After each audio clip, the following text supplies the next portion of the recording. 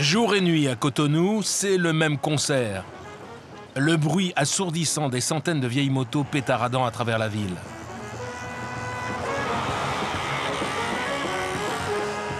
Au Bénin, la moto est reine. On l'utilise pour transporter tout et n'importe quoi, y compris du carburant. Pour quelques euros, ces deux roues peuvent supporter jusqu'à 700 litres d'essence. Ça arrive qu'il y ait des accidents. Et quand on tombe, l'essence se renverse partout et tout prend feu. Ces motards téméraires véhiculent de l'essence de contrebande vendue dans des stations-service de fortune. Il y en a des milliers, éparpillés à travers tout le pays. Leur prix défie toute concurrence, surtout quand on les compare à ceux des stations officielles. Un manque à gagner de 20 millions d'euros pour le gouvernement béninois. Mais celui-ci ferme les yeux, puisque ce commerce illégal fait vivre un quart de la population. Le gouvernement aimerait bien faire disparaître nos commerces. Mais c'est impossible. Beaucoup trop de gens se retrouveraient au chômage. Trop de familles vivent du trafic d'essence. Mais avant que ce carburant clandestin n'arrive dans les rues de Cotonou, des hommes vont mourir, des trafiquants se remplir les poches et la campagne se polluer chaque jour davantage. Le Nigeria voisin est un des plus gros producteurs de pétrole au monde.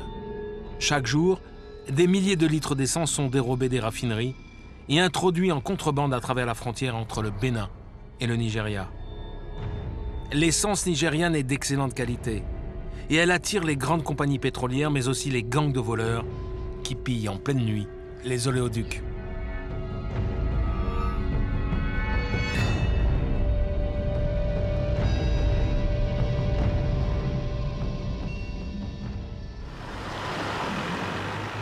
Pour échapper à la police, les bandits cachent leurs raffineries illégales au plus épais de la mangrove, cette forêt marine impénétrable. Notre bateau se dirige vers la fumée noire qui trahit la présence d'un campement. Et il y en a des centaines de ce type, nichés dans ce labyrinthe d'eau. Nous embarquons avec un des gangs, mais notre guide s'inquiète tout de suite de la présence de nos caméras.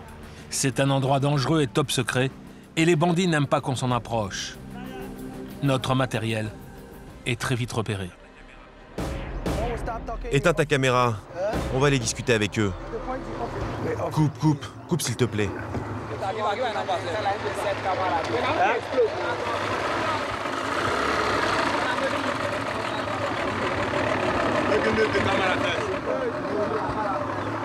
No, it's off. So can you go come to see people here? Come to see which people now? Turn that boat. No, you do bunkering. Turn that boat. I say turn that boat. Okay, I understand with you. They This boat go turn here. You understand with somebody? No, say go just go the first me say now where you be go the first. This boat go turn here. What do you know? Go see you chairman. Relax, na your place. You go talk say as a CEO. My community. Jasper, man, no, to make you up and I beg. You go slap your leg like a boy. Me, if I tell you, you don't go They are aggressive because everybody. Ils sont agressifs parce qu'ils ont peur pour leur business. C'est le meilleur moyen de faire de l'argent dans la région. Si leurs raffineries sont découvertes, ce sera foutu. Et ça, personne n'y tient. Nous faisons demi-tour, escortés jusqu'au village voisin par les bandits qui veulent s'assurer que nous quittons bien leur territoire.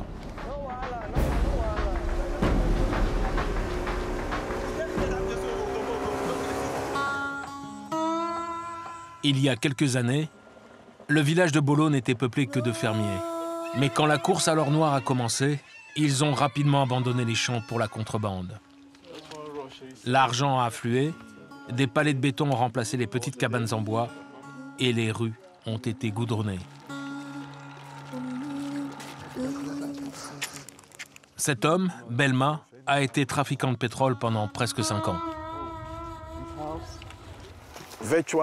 Environ 60% des gens qui habitent ici font du trafic d'essence.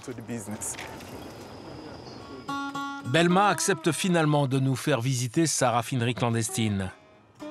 Mais cette fois, nous ferons le trajet de nuit pour éviter d'être repérés. Éteins ta lumière, s'il te plaît.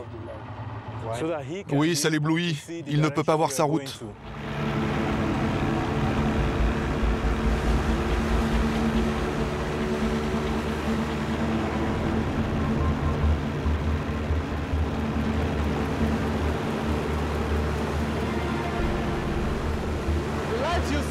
Les feux que vous voyez là-bas proviennent des raffineries clandestines. Beaucoup de gens travaillent la nuit. Au bout d'une demi-heure, la raffinerie est en vue.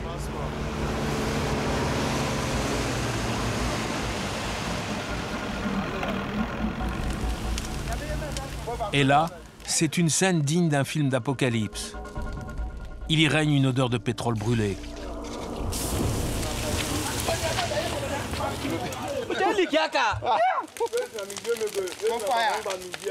Le brut est volé aux grandes compagnies pétrolières, puis raffiné à l'ancienne, une méthode qui a fait ses preuves. Dans ces bidons, on met du pétrole brut. Puis on allume un feu, arrosé d'un peu d'essence.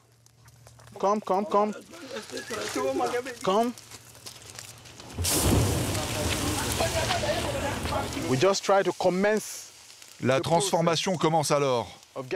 Le pétrole va devenir de l'essence, du gasoil ou encore du kérosène.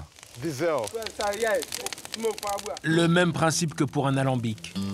L'huile est chauffée pendant 6 heures et la vapeur passe à travers des fûts avant d'être refroidie. Ici, on met de l'eau bien fraîche pour refroidir les vapeurs brûlantes. L'eau devient chaude, très chaude. Une fois refroidies, les vapeurs reprennent une forme liquide. Et cette condensation se transforme en essence. Regardez, ça sort en petites gouttes. Il faut faire attention, c'est vraiment dangereux. Regardez, ces petites gouttes, c'est de l'essence.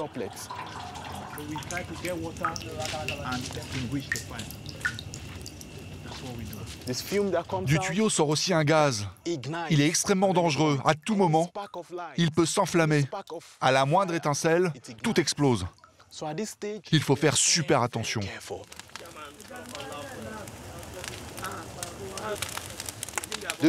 Et voilà ce que l'on obtient à la fin de la journée. De l'essence.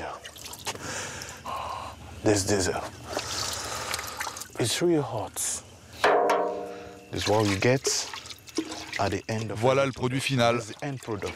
C'est ce que l'on vend aux contrebandiers dans de gros barils. Pour protéger ce trésor, la raffinerie est gardée jour et nuit par des hommes plutôt bien payés. 15 € de l'heure, 3 fois le salaire moyen au Nigeria.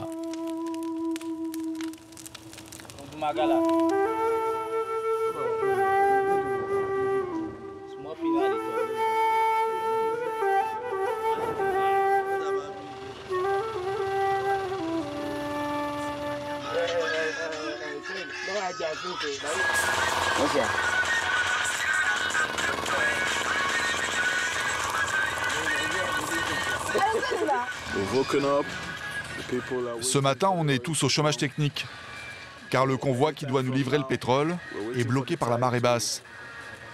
Quand l'eau remontera, les bateaux-citernes pourront nous livrer.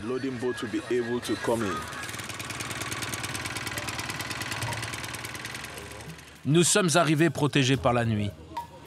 Pourtant, les autres contrebandiers n'ont pas tardé à nous repérer.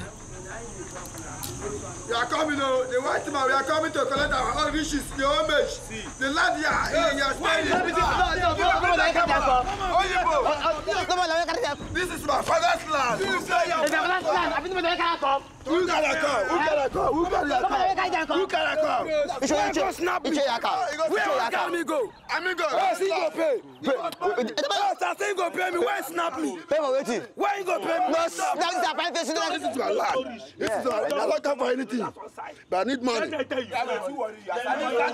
White man don't do anything. You don't work. You don't work. You don't work. Man, I live there. You don't work. You don't work. No, you don't work. Okay, live. Ils veulent de l'argent parce que vous les avez filmés.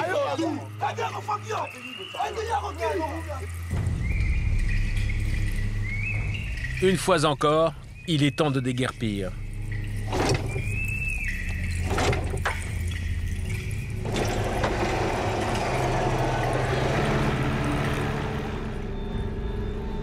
L'armée nigériane a bien essayé de mettre un terme au trafic. Mais il y a beaucoup trop de contrebandiers. La tâche est impossible et la mangrove est aussi grande qu'un département français. Ici, nous sommes au cœur de la mangrove. C'est vraiment une cachette idéale pour notre business. L'endroit est inhospitalier et les militaires ont du mal à nous poursuivre dans ces petits canaux. Les méandres du fleuve nous protègent. C'est difficile pour le gouvernement de nous y déloger. Vous avez toujours l'impression de perdre votre chemin, de tomber dans un cul-de-sac. Et si vous ne faites pas attention, si vous ne connaissez pas la route, ni les cours d'eau, vous vous perdez tout simplement. C'est pour ça qu'on fait notre business ici. Même sous les menaces des contrebandiers, nous poursuivons notre enquête. Ces hommes nous autorisent à les suivre. Ils s'apprêtent à voler du pétrole dans une des grosses raffineries. Sur le chemin, tout autour de nous, les nappes de brut ont obscurci les eaux. La pollution a aussi vidé le delta de sa population. Il n'y a plus d'agriculteurs ni de pêcheurs. Nous croisons pourtant des habitants qui s'accrochent. À un détail près, ils ont troqué leurs filets contre des seaux. Ils sont devenus pêcheurs de sable. Un travail harassant. Pour remplir une barque, il faut plonger plus de 100 fois dans cette eau froide pour ne remonter que quelques kilos à chaque immersion.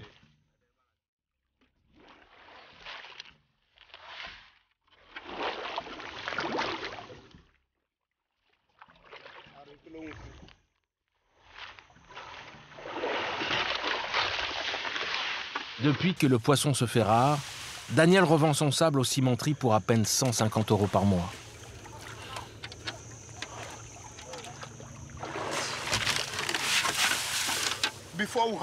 Avant, je gagnais bien ma vie. Ces eaux étaient très poissonneuses. Puis la pollution est arrivée et le poisson s'est fait rare. Sur la fin, je ne gagnais même plus 2 € par jour.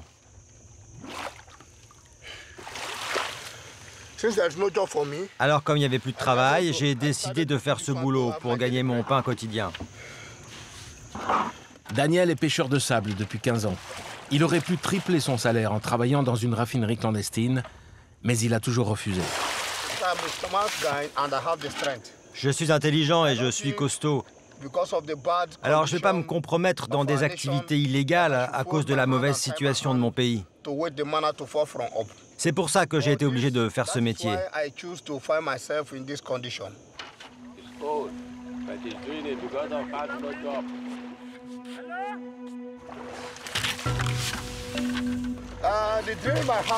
Le rêve de ma vie, c'est qu'un jour, Dieu fasse que les choses s'arrangent pour nous. Parce qu'ici, on souffre trop.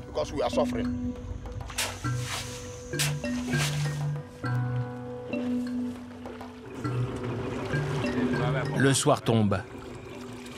Nous sommes toujours avec les contrebandiers du brut. L'opération qu'ils projettent est dangereuse et illégale.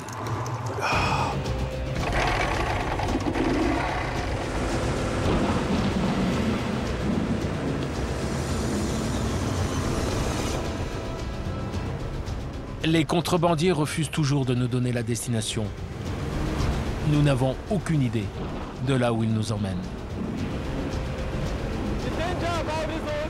La nuit, on risque notre vie. Certains pilotes de bateaux ne connaissent pas assez bien la route. Et sans lumière, on risque toujours de percuter un arbre ou bien quelque chose. Et là, c'est la mort assurée. L'autre menace vient des patrouilles militaires. Mais heureusement, les soldats sont faciles à soudoyer, grâce à quelques billets. On est obligé de donner un bakchich. Si on ne paye pas les militaires, ils ne nous laissent pas tranquilles. On n'est pas en sécurité. Si on ne les paye pas, ils viennent et ils nous arrêtent et nous jettent en prison.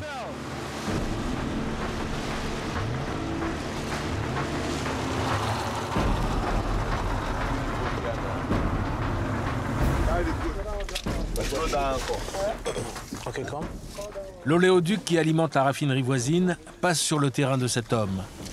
Grâce à une dérivation, il détourne secrètement une partie du brut. Il le revend ensuite aux contrebandiers de la zone. Le terrain appartient à cet homme. Donc le pipeline qui passe dessus lui appartient aussi. C'est comme ça.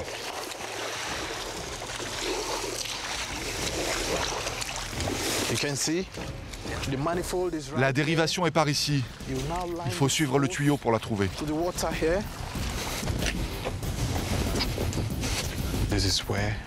On va pouvoir remplir nos barques de brut.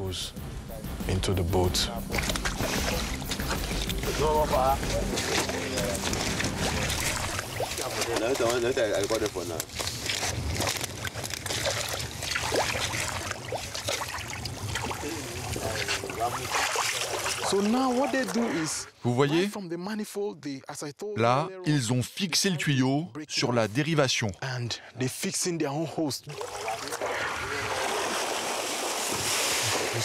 Vous avez vu la pression?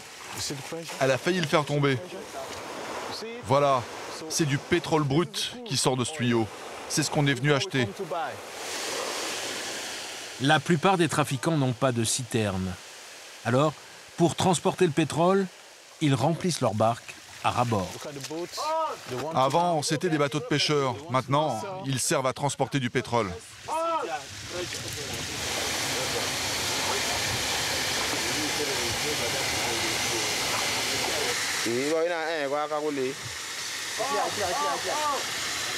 Il leur faut moins de 10 minutes pour remplir au bas mot 5000 litres. Une véritable bombe flottante. Par précaution, cette barque va rentrer à la rame, escortée de près par le chef des contrebandiers.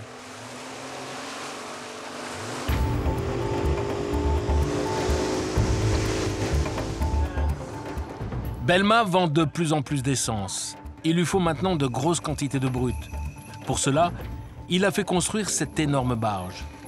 Mais elle est tellement lourde qu'il lui faut 3 jours pour la tracter jusqu'à son campement.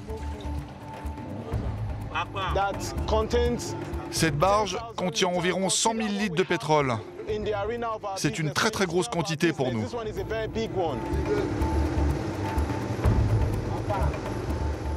Avec une jauge de près d'1 tonne, la barge est rapidement mise à l'épreuve par le courant.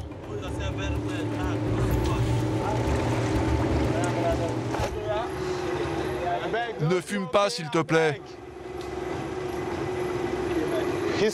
Il est fou, il est en train de fumer sur la barge.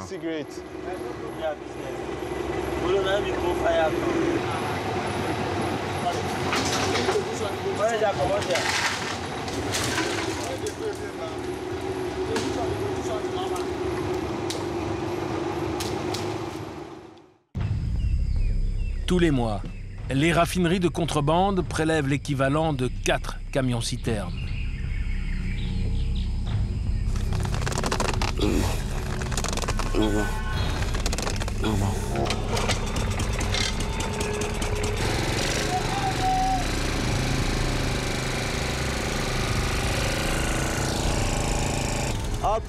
Je pense que dans 2 heures, on aura fini de pomper.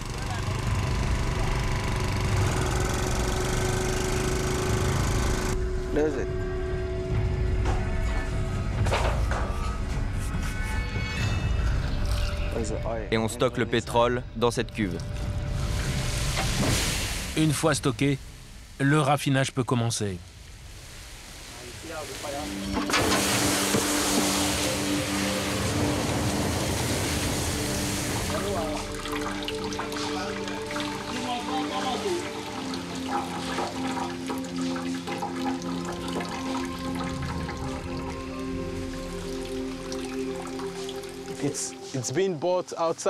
Cette essence est déjà vendue.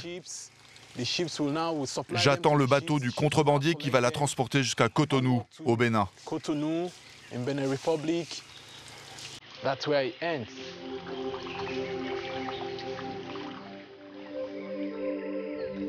L'essence va maintenant parcourir plus de 600 km pour rejoindre la frontière. Nous sommes quelque part entre le Nigeria et le Bénin. Dans ce no man's land, les trafiquants ont monté un port clandestin qui tourne à plein régime.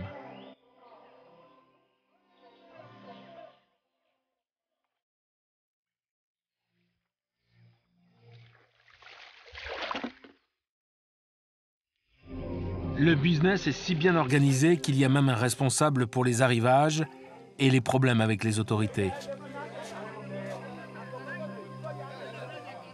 Il perçoit une commission sur chaque bidon débarqué.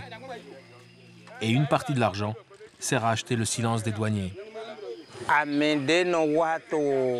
Ici au Bénin, il y a beaucoup d'essence qui arrive du Nigeria en passant par des ports clandestins comme celui-ci. Je n'en connais pas la quantité exacte, mais je pense qu'il y a au moins l'équivalent de 1000 camions-citernes par jour. Oui. Impossible de connaître l'ampleur de ce trafic. Mais le long de cette frontière, l'activité ne s'arrête jamais. Antoine travaille pour le compte d'un trafiquant. Tous les jours, il vient récupérer ses bidons d'essence. Sa petite moto n'est pas assez puissante pour monter la colline du port avec tout son chargement. Il est donc obligé de faire 2 voyages.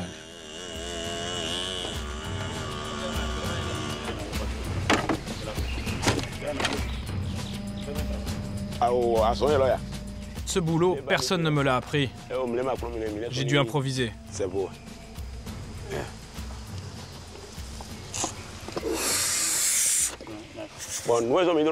Pour éviter que les bidons touchent le pot d'échappement et qu'ils explosent, je suis obligé d'aspirer l'air à l'intérieur pour les rendre le plus fins possible.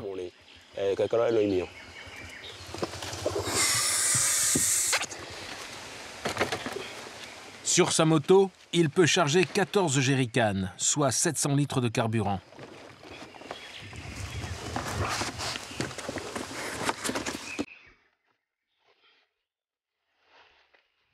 L'équilibre tient du miracle.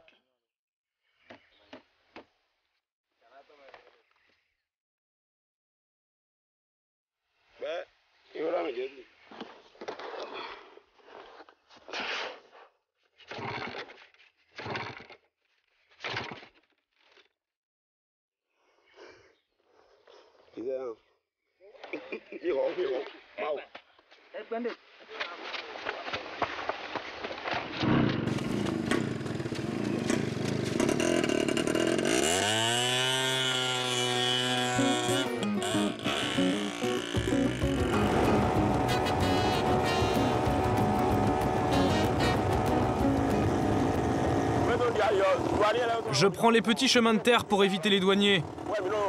Comme ça, je peux arriver sur cette grande route sans les avoir rencontrés. Pour Antoine, le salaire de la peur, c'est 5 € par jour. Ce n'est rien comparé au risque qu'il prend à chaque trajet. Une fois, je suis tombé et ma moto a pris feu. Heureusement, je n'ai pas été blessé. Antoine fait partie des chanceux. D'habitude, si un accident se produit avec une telle quantité de carburant, les chauffeurs s'enflamment à coup sûr. Chaque année, une dizaine de motards meurent immolés sur ces routes. Après 30 km de chemin de terre, Antoine et son chargement arrivent enfin à destination. Ce petit trafic ne représente qu'une infime partie d'un système qui pollue et détruit le delta du Niger depuis 50 ans. Les grandes compagnies pétrolières sont tout autant responsables.